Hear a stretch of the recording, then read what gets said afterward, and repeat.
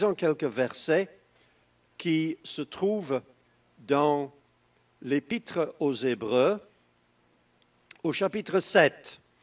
L'Épître aux Hébreux, chapitre 7, et je vais commencer à lire au verset 19. Donc, Hébreux, chapitre 7, à partir du verset 19. Car la loi n'a rien amené à la perfection et introduction d'une meilleure espérance par laquelle nous nous approchons de Dieu. Et cela n'a pas eu lieu sans serment, car les Lévites sont devenus sacrificateurs sans serment, mais Jésus l'est devenu avec serment par celui qui lui a dit « Le Seigneur a juré, et il ne se repentira pas. Tu es sacrificateur pour toujours, selon l'ordre de Melchisédek. » Jésus est par cela même le garant d'une alliance plus excellente. De plus, il y a eu des sacrificateurs en grand nombre, parce que la mort les empêchait d'être permanents. Mais lui, parce qu'il demeure éternellement, possède un sacerdoce qui n'est pas transmissible.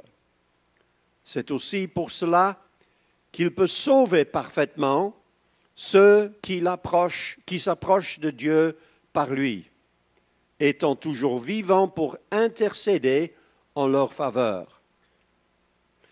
Il nous convenait en effet d'avoir un souverain sacrificateur comme lui, saint, innocent, sans tache, séparé des pécheurs, et plus élevé que les cieux, qui n'a pas besoin, comme les souverains sacrificateurs, d'offrir chaque jour des sacrifices, d'abord pour ses propres péchés, ensuite pour ceux du peuple, car ceci, il l'a fait une fois pour toutes, en s'offrant lui-même. En effet, la loi établit souverain sacrificateur des hommes sujets à la faiblesse.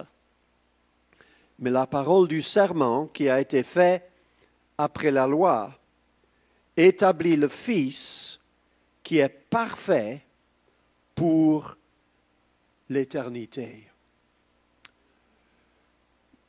On nous a encouragés ce matin à plusieurs reprises à adorer Jésus. Pourquoi Jésus? Pourquoi pas Mohamed? Pourquoi pas Bouddha? Pourquoi pas des autres soi-disant dieux? Pourquoi Jésus? Parce que comme nous l'avons lu 3 fois dans ce passage, Jésus-Christ est parfait. Celui que nous appelons Seigneur, le Seigneur Jésus-Christ, il est parfait. Et je voudrais vous parler ce matin de la perfection de notre Seigneur Jésus, le seul vrai Messie, l'unique Fils de Dieu, car il n'y a de salut en aucun autre, car il n'y a sous le ciel aucun autre nom qui ait été donné parmi les hommes par lequel nous devions être sauvés. Pour mériter ces titres, Messie, Sauveur, Seigneur, Jésus devait être parfait. S'il n'était pas parfait, il n'aurait pas été acceptable à Dieu comme sacrifice propitiatoire pour nos péchés. Et le passage que nous avons lu termine avec la conclusion que Jésus-Christ, le Fils de Dieu, est parfait pour l'éternité. Nous adorons et nous servons un Sauveur, un Messie qui est 100% parfait, qui a toujours été 100% parfait, qui sera toujours 100% parfait. Pour prouver cela, je propose de ce matin appeler quelques témoins quelques témoins des Saintes Écritures qui vont témoigner de la perfection de Jésus. Ce ne serait pas difficile à trouver dans la Bible des témoins parmi ses disciples ou parmi des autres personnes qui croient en lui. Mais les témoins que je vais appeler à la barre ce matin ne sont pas ses disciples, ne sont pas ses amis, mais ses ennemis, ceux qui sont contre lui, des gens qui ne croient pas en lui. Malheureusement, ce que nos ennemis disent de nous est parfois plus vrai que ce que nos amis en disent. Mais mes témoins ce matin vont tous témoigner de la perfection de notre Seigneur Jésus. Le premier, c'est l'homme le plus puissant en Israël au temps des évangiles. Un gouverneur romain qui s'appelle Ponce Pilate. Les Juifs arrêtent Jésus dans le jardin de Gethsémane, l'amènent vers Pilate et veulent que Pilate le condamne à être crucifié. Alors Pilate sortit pour aller à eux et il dit « Quelle accusation portez-vous contre cet homme ?» Ils lui répondirent « Si ce n'était pas un malfaiteur, nous ne te l'aurions pas livré. Nous avons trouvé cet homme excitant notre nation à la révolte, empêchant de payer le tribut à César et se disant lui-même Christ, roi. » Pilate rentra dans le prétoire, appela Jésus et lui dit « Es-tu le roi des Juifs ?» Jésus répondit « Mon royaume n'est pas de ce monde. » Ponce Pilate ne passe que quelques minutes dans la présence du Seigneur avant de proclamer « Je ne trouve rien de coupable en cet homme. Je ne trouve aucun crime en lui. Jésus est parfait. » Au moment donné, Jésus lui-même demande aux Juifs, « Qui de vous me convaincra de péché ?» Si Adam demande, « Qui de vous me convainc de péché ?» nous lui demanderons, « Est-ce que tu as mangé de l'arbre dont je t'avais défendu de manger ?» Si Caïn demande, « Suis-je le gardien de mon frère ?» Dieu lui-même répond, « La voix du sang de ton frère crie de la terre jusqu'à moi. » Si Noé demande, « Qui le convainc de péché ?» nous lisons, « Il but du vin, il s'enivra, il se découvrit au milieu de sa tente. » Si Abraham demande, « Qui le convainc de péché ?»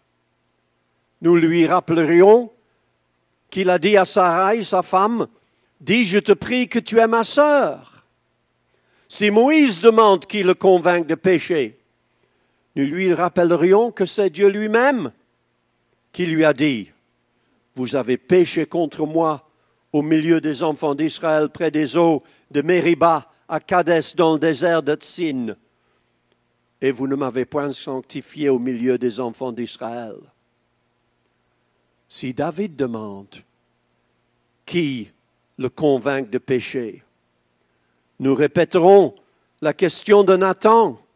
Pourquoi as-tu méprisé la parole de l'Éternel en faisant ce qui est mal à tes yeux? Tu as frappé de l'épée Uri le Héthien.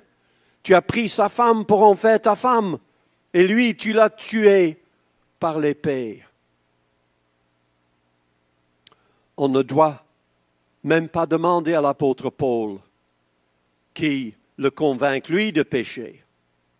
Il confesse lui-même, je suis le premier des pécheurs.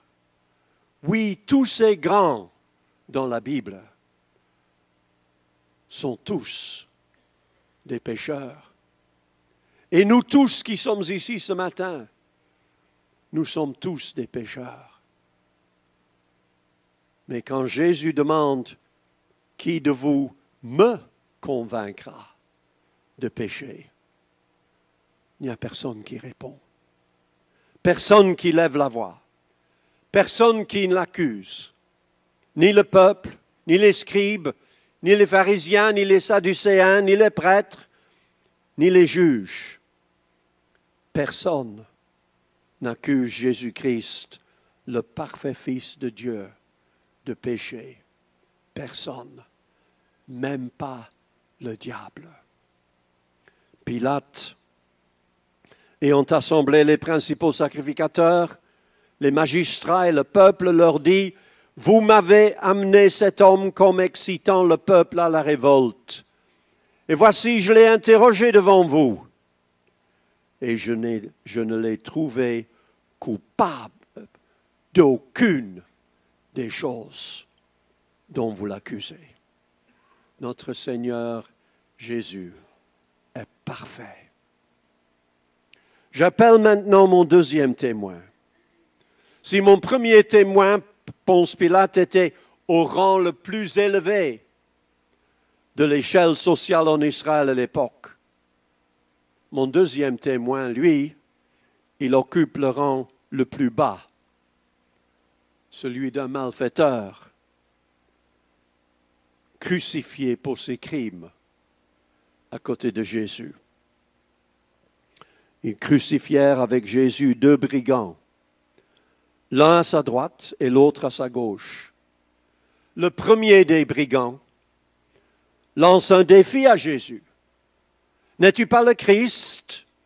Sauve-toi toi-même et sauve-nous. » Les passants l'injuriaient en disant, « Hé, toi qui détruis le temple et qui le rétablis en 3 jours, sauve-toi toi-même en descendant de la croix. » Pourquoi pas ensemble? Pourquoi pas Jésus? Pourquoi ne pas descendre de la croix? Pourquoi mourir la mort atroce de la crucifixion? Pour qui meurs-tu à la croix en somme? Pour les Juifs? Tu ne dois pas mourir pour les Juifs. Ils ne le méritent pas, ces Juifs. Ils t'ont toujours opposé. Ils t'ont rejeté. Ils t'ont arrêté. Ils t'ont faussement accusé devant Ponce Pilate. Ils ont réclamé ta mort. Mourir pour les Juifs? Non. Ils ne méritent pas que tu meures pour eux. Jésus, sauve-toi toi-même en descendant de la croix. Ou peut-être meurs-tu pour les Romains. Les Romains, ils ne le méritent pas non plus. Ce sont les Romains qui se sont moqués de toi, qui t'ont flagellé, qui t'ont couronné d'épines, qui t'ont cloué à la croix. Mourir pour les Romains? Non, sauve-toi toi-même. Descends de la croix. Ou peut-être Jésus, peut-être meurs-tu pour tes disciples bien-aimés. Ah oui, tes disciples. Est-ce que eux, ils valent la peine que tu meurs pour eux? Tu t'es investi pleinement pendant 3 ans et demi en eux. Tu leur as donné ton amour. Tu leur as montré l'exemple. Tu as partagé tout avec eux. Et comment est-ce qu'ils t'ont récompensé, tes chers disciples?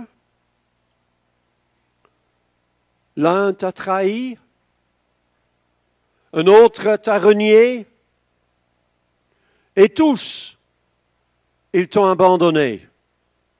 Non, Jésus, tu ne dois pas mourir pour tes disciples. Sauve-toi toi-même en descendant de la croix. Oh oui, peut-être nous l'avons compris. Tu meurs pour ta famille. Oui, nous voyons ta maman Marie au pied de la croix qui pleure. Mais elle est seule, ta maman, n'est-ce pas, à Golgotha? Où sont tes frères? Où sont tes sœurs? Ils ne croient même pas en toi. Ne se sont même pas donné la peine de venir te soutenir à ta mort. Non, Jésus, suis le conseil du malfaiteur. Sauve-toi toi-même. Sauve-nous. Sauve-toi toi-même en descendant de la croix. Parce que Jésus, si tu le veux, tu peux descendre de la croix, n'est-ce pas? N'as-tu pas dit hier soir, toi-même, à Pierre, dans le jardin de Gethsémane, penses-tu que je ne puisse invoquer mon Père qui me donnerait à l'instant plus de 12 légions d'anges? Eh bien, Jésus, appelle-les les légions d'anges, qu'ils viennent, qu'ils descendent du ciel, qu'ils te libèrent de la croix, qu'ils te délivrent et qu'ils te transportent au ciel. La foule à Golgotha, quand ils voient ces anges descendre, te délivrer de la croix, ils vont être impressionnés, n'est-ce pas? Ils vont croire, n'est-ce pas? Ils vont t'acclamer, Messie, n'est-ce pas? Peut-être. Mais même s'ils croient, et même s'ils acclament, ils ne seront pas sauvés. Parce que il ne suffit pas que Jésus soit cloué à la croix pour sauver le monde. Il doit aussi mourir à la croix et donner son sang à la croix. Car sans effusion de sang, il n'y a pas de pardon. Sauve-toi toi-même en descendant de la croix.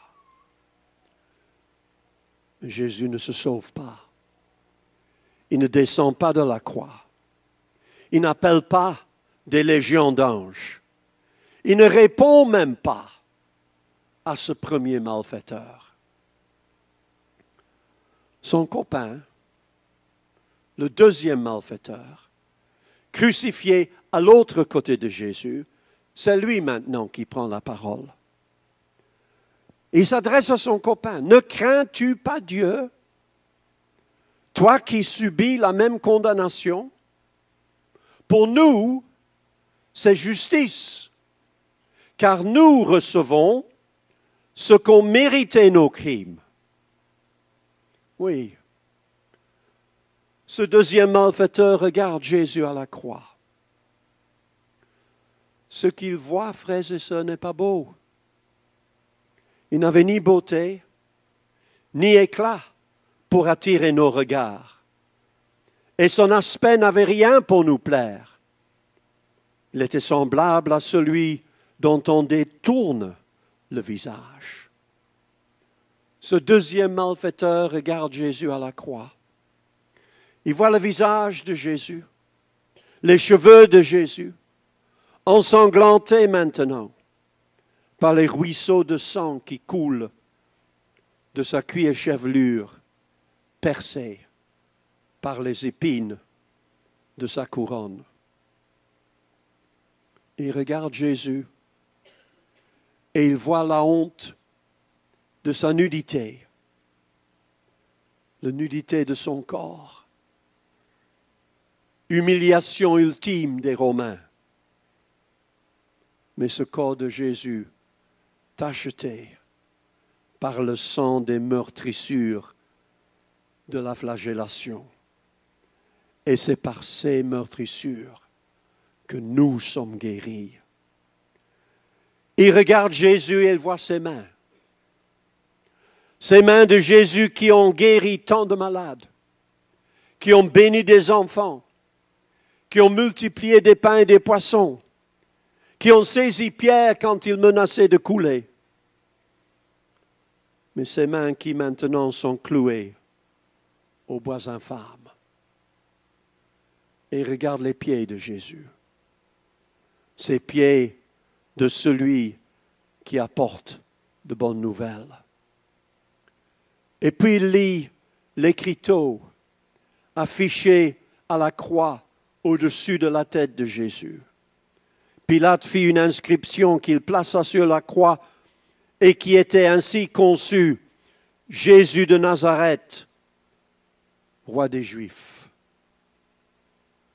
Et quand ce malfaiteur contemple Jésus à la croix, il voit exactement ce que chaque pécheur voit quand il regarde la croix. D'abord, son propre péché. Nous recevons ce qu'ont mérité nos crimes. Et puis, après qu'il ait vu son propre péché, il voit la perfection du Seigneur. Mais celui-ci n'a rien fait de mal. Jésus est parfait, non seulement dans sa personne, mais aussi dans tout ce qu'il fait. Jésus n'a rien fait de mal. Est-ce que Jésus a jamais fait quelque chose de mal? Qu'est-ce que vous pensez? Quand il a créé la terre et le ciel, son Père est venu chaque jour, chaque soir, inspecter son travail. Est-ce que Dieu lui a dit, en regardant le travail de son fils, « Oh, pas mauvais fils ce que tu as fait aujourd'hui, ce que tu as créé. Seulement, cette île-là aurait dû être un peu plus grande. Ou alors, cette montagne-là aurait dû être un peu plus haute.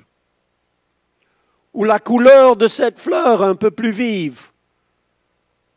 Ou les jambes de cet animal un peu plus longues. » Non. Chaque jour, Dieu vit que cela était bon. Celui-ci n'a rien fait de mal. Aux noces de Cana, Marie dit à Jésus, « Ils n'ont plus de vin. Que faire? Solliciter des dons pour le pauvre couple? Envoyer les disciples au supermarché chercher quelques bouteilles de vin? Non. Il y avait là 6 vases de pierre destinés aux purifications des Juifs et contenant chacun 2 ou 3 mesures. Jésus leur dit, remplissez d'eau ces vases. Ils les remplirent jusqu'au bord. Puisez maintenant, leur dit-il, et portez-en à l'ordonnateur du repas. Ils en portèrent. Et quand l'ordonnateur du repas eut goûté l'eau changée en vin, ne sachant d'où venait ce vin, tandis que les serviteurs qui avaient puisé l'eau le savaient bien, il appela l'époux et lui dit, « Tout homme sert d'abord le bon vin, puis le moins bon, après qu'on s'est enivré. Toi, tu as gardé le bon vin jusqu'à présent. » Par la parole de sa puissance, Jésus a transformé quelques 600 litres d'eau dans la meilleure appellation contrôlée qu'ils aient jamais goûtée. Celui-ci n'a rien fait de mal. 4 amis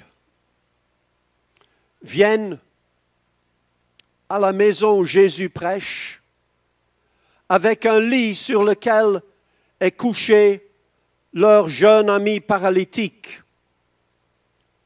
Comme ils ne savent pas entrer dans la maison, ils montent sur le toit, font un trou dans le toit, descendent le paralytique sur son lit, aux pieds de Jésus. Jésus est fils adoptif d'un charpentier. Il a sans doute travaillé dans l'atelier de son père.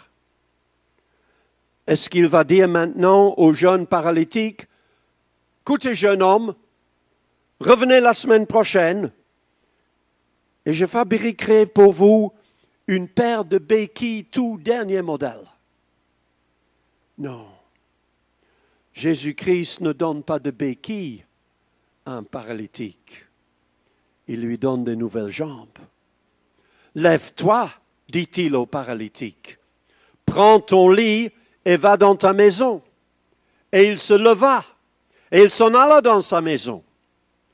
Celui-ci n'a rien fait de mal.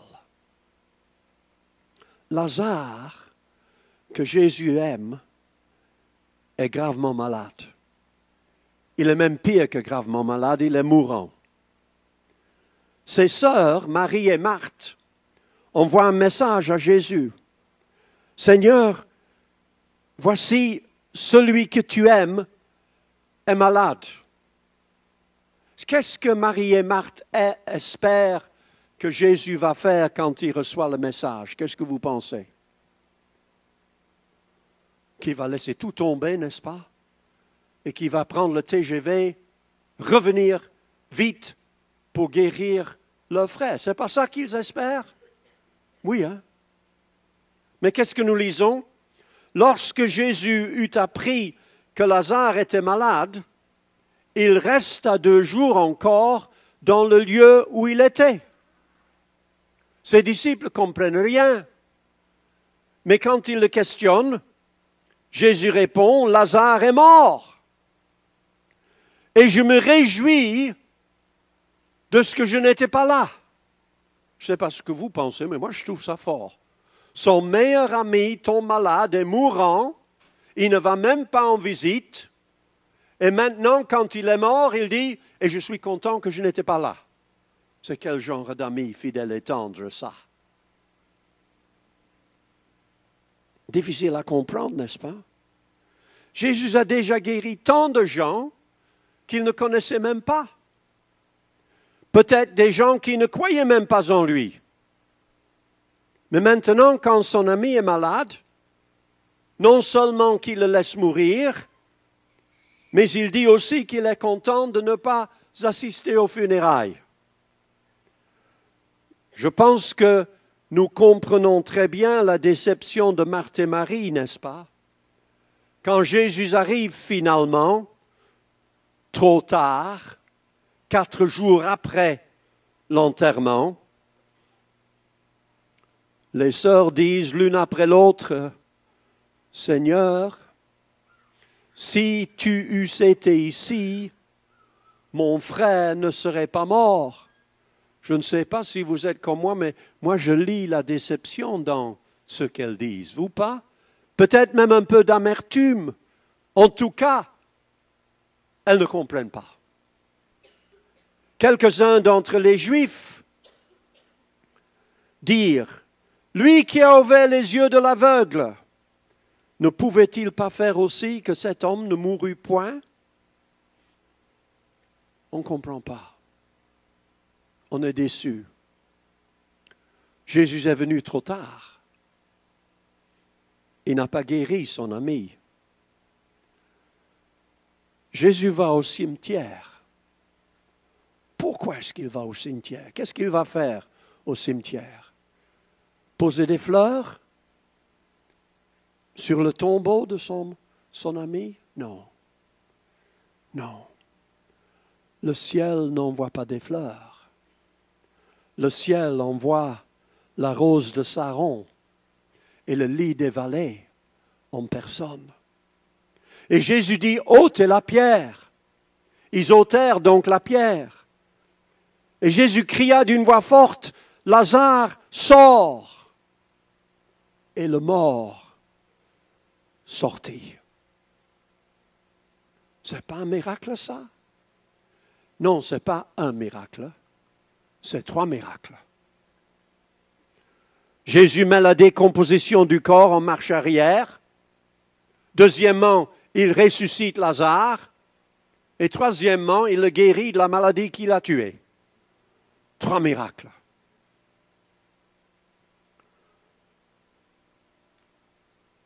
Celui-ci n'a rien fait de mal. Jésus est parfait dans sa personne. Il est parfait dans tout ce qu'il fait. Troisièmement, mes troisièmes témoins sont des huissiers envoyés par les pharisiens pour arrêter Jésus. Il arrive au dernier jour de la fête des tabernacles. Il se mêle parmi la foule, juste au moment où Jésus, se tenant debout, s'écria, « Si quelqu'un a soif, qu'il vienne à moi et qu'il boive. Celui qui croit en moi, des fleuves d'eau vive couleront de son sein, comme dit l'Écriture. » Des gens de la foule, ayant entendu ces paroles, disaient, « Celui-ci est vraiment le prophète. » D'autres disaient, « C'est le Christ. » Et les huissiers envoyés par les pharisiens pour arrêter Jésus sont tellement sous l'impression de ce qu'ils ont entendu qu'ils retournent les mains vides.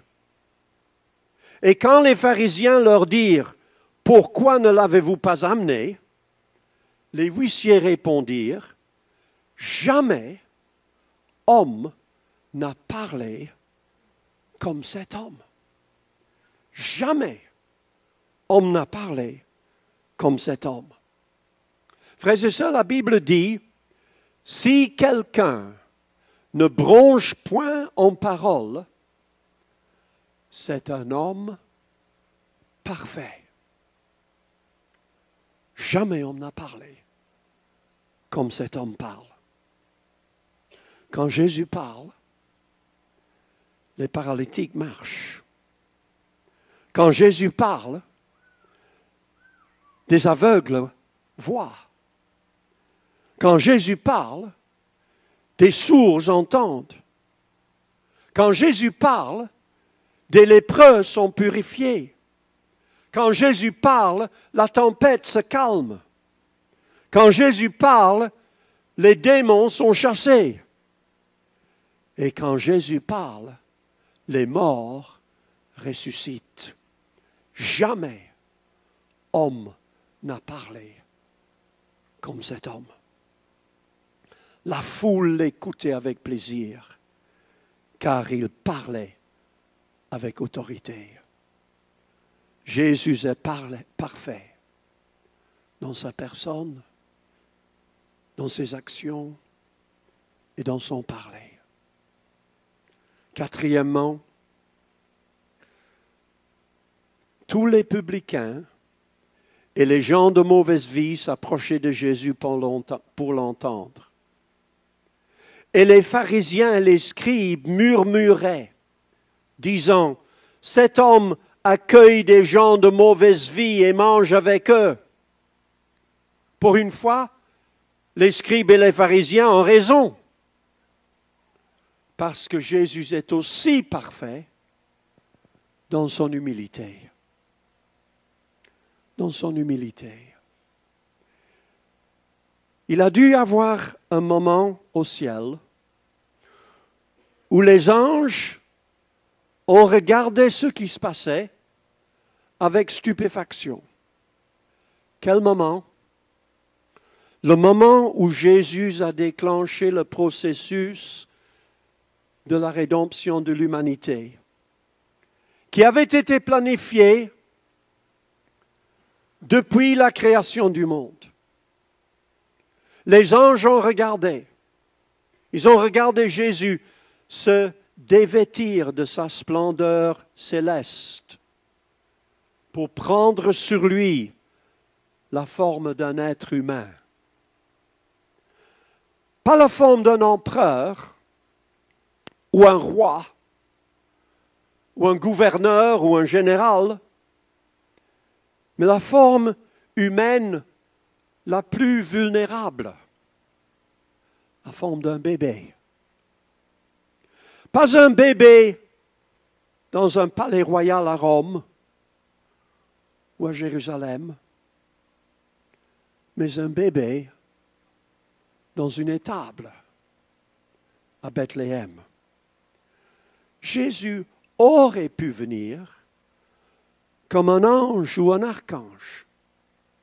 Il aurait pu venir comme un patriarche, comme Abraham, ou un chef comme Moïse, ou un roi comme David, ou un prophète comme Élie.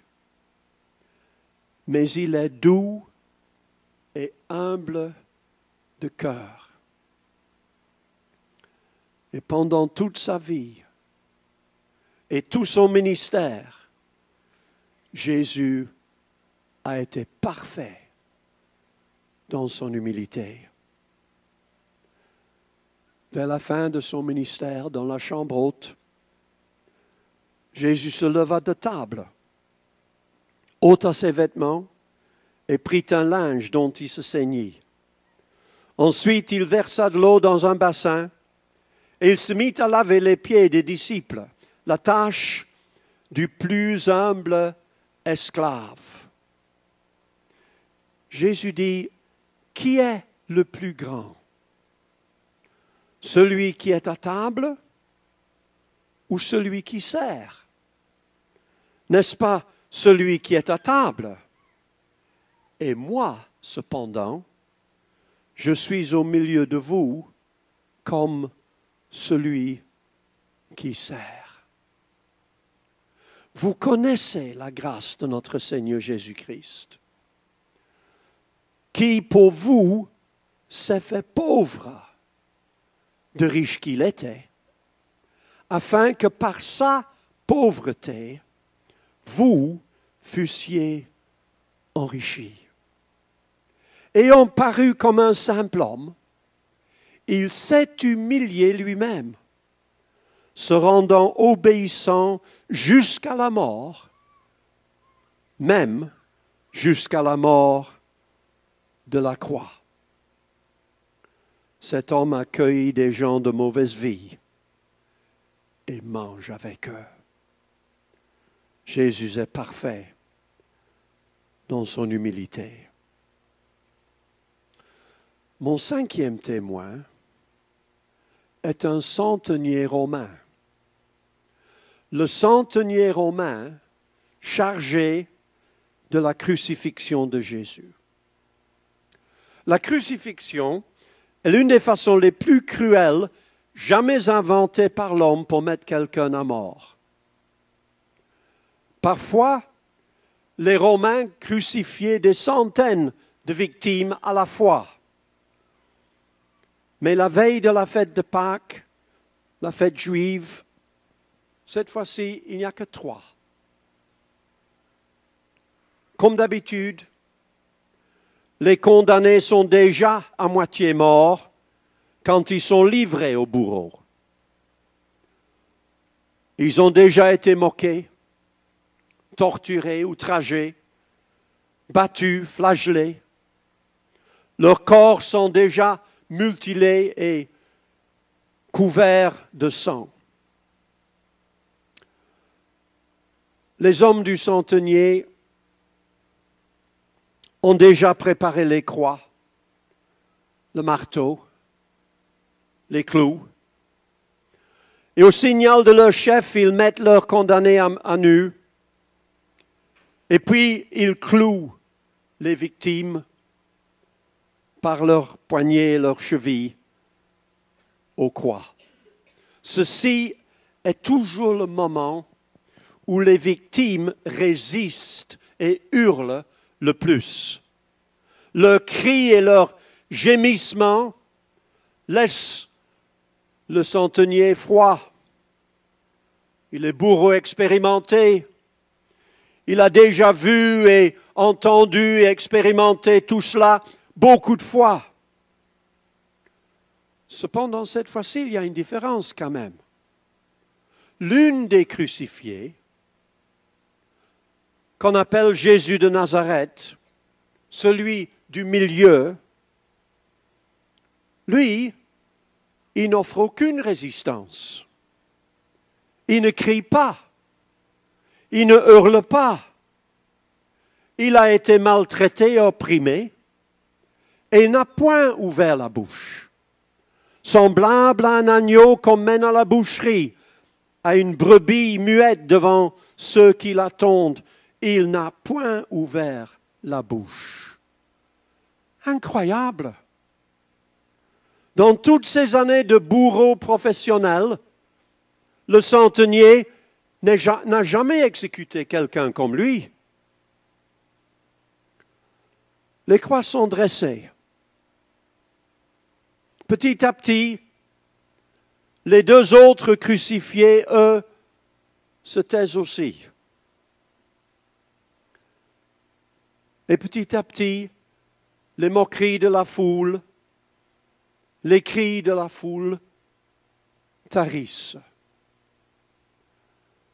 Et tout d'un coup, vers midi, le soleil s'arrête de briller.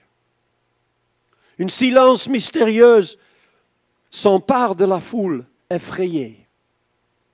Et maintenant, dans les ténèbres, le centenier romain voit les lèvres du Seigneur bouger. Enfin, pense-t-il, Jésus de Nazareth a su se maîtriser sereinement jusqu'à maintenant. Mais la douleur et la souffrance finissent quand même de le mater. Les lèvres du Seigneur bougent. Qu'est-ce que le centenier entend des lèvres de Jésus? Des cris? Des hurlements? Des injures? Des malédictions? Non. Savez-vous ce qu'il entend, ce centenier? Une prière. Jésus prie. Pour qui prie-t-il? Jésus de Nazareth. Pour sa maman? En larmes devant sa croix? Sa maman qui a toujours craint que la vie de son fils aîné ne finisse ainsi? Depuis que le vieux Siméon lui a dit lors de la présentation du bébé Jésus au temple, « Une épée te transpercera l'âme ». Est-ce que c'est pour Marie que Jésus prie? Ou est-ce que c'est pour ses disciples que Jésus prie? Pour Judas Iscariote qui l'a trahi? Pour Simon-Pierre qui l'a renié?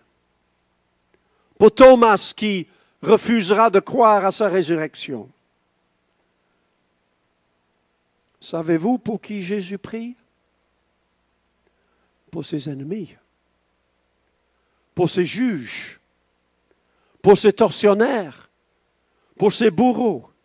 Il prie pour ces Juifs qui l'ont rejeté, qui l'ont fait arrêter, qui l'ont accusé faussement, qui ont réclamé sa mort.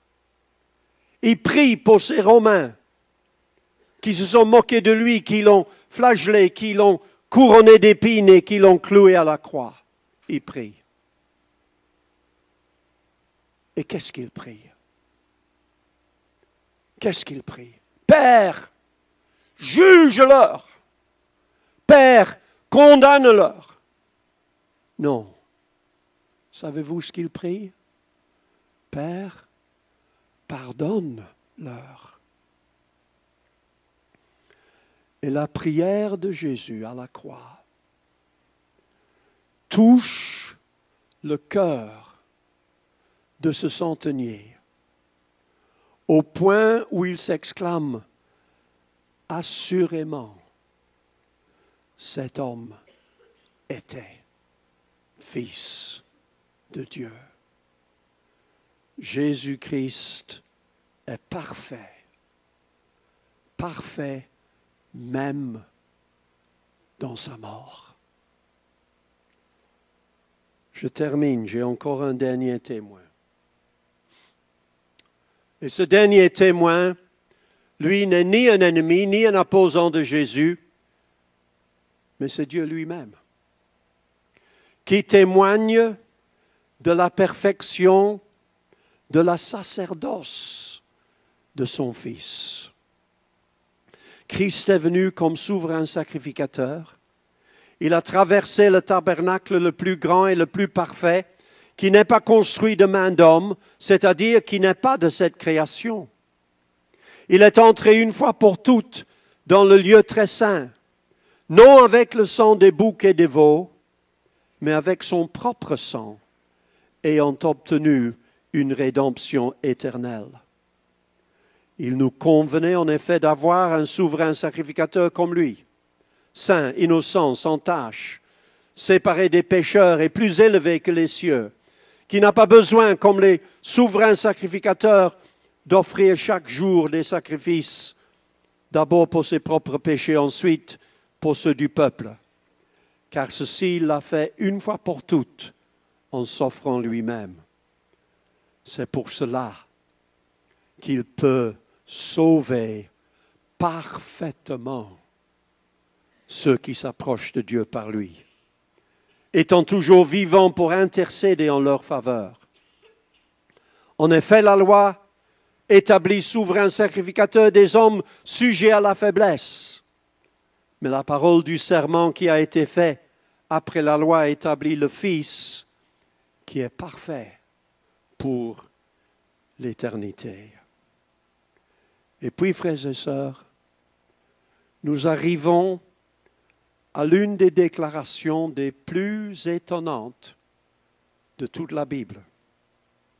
Jésus-Christ, parfait dans sa personne, parfait dans son comportement, parfait dans ses paroles, dans son humilité et dans sa mort, parfait pour l'éternité.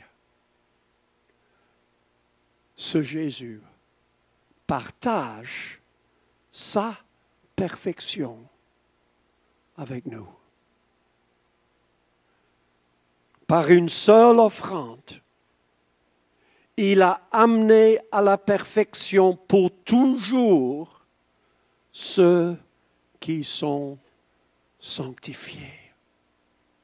Alléluia! Aucun sauveur n'a sauvé autant de pécheurs que ce sauveur. Aucun médecin n'a guéri autant de malades que ce médecin. Aucun libérateur n'a livré autant de liés, de possédés que ce libérateur. Jésus, le Fils qui est parfait pour l'éternité. Jésus et sa perfection, pas temporaire, mais éternelle, pas charnelle, mais spirituelle, pas nationale, mais universelle, pas mortelle, mais immortelle.